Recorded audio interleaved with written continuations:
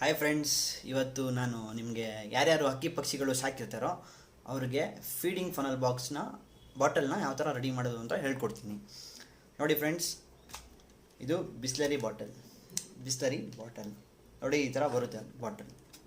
Okay, ಈ ಥರ ಬಾಟಲ್ನ first ನೀವು ಏನು ಮಾಡಬೇಕು ಅಂದರೆ ಈ ಥರ ಹೋಲ್ ಮಾಡ್ಕೊಬೇಕು.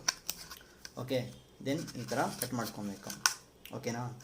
ನೆಕ್ಸ್ಟ್ ಅದೇ ಥರ ಇನ್ನೊಂದು ಬಾಟಲು ಸೇಮ್ ಮಾಡ್ಕೊಬೇಕು. ಈ ಥರ ಹೋಲು, ಇದು ಈ ಥರ. ಓಕೆ, ದೆನ್ ಇದು ಫುಡ್ಗೆ, ಇದು ವಾಟರ್ಗೆ. ಓಕೆನಾ?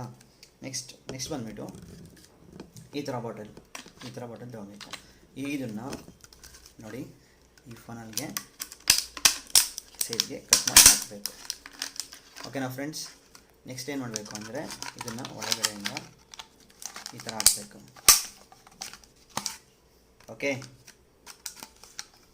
ಓಕೆನಾ ಫ್ರೆಂಡ್ಸ್? ಈ ಥರ ಇಲ್ಲಿ ನೀರು ಬಂದಂಗೂ, ಈ ಫ್ಲೋ ಆದಂಗೂ ಇಲ್ಲಿ ಬರ್ಡ್ಸ್ ಕ್ಯಾಚ್ ಮಾಡ್ಕೊಳುತ್ತೆ.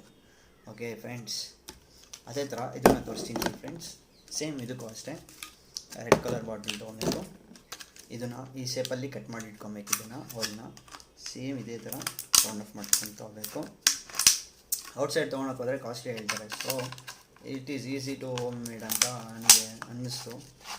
ಮತ್ತು ಇದು ಈಸಿ ವೇ ಆಫ್ ಫನಲ್. ಈ ಥರ ಎರಡು ಮಾಡ್ಕೊಂಬಿಟ್ರೆ, this is for food, this is for water. It is easy to make in home. You can do it. Okay, thank you.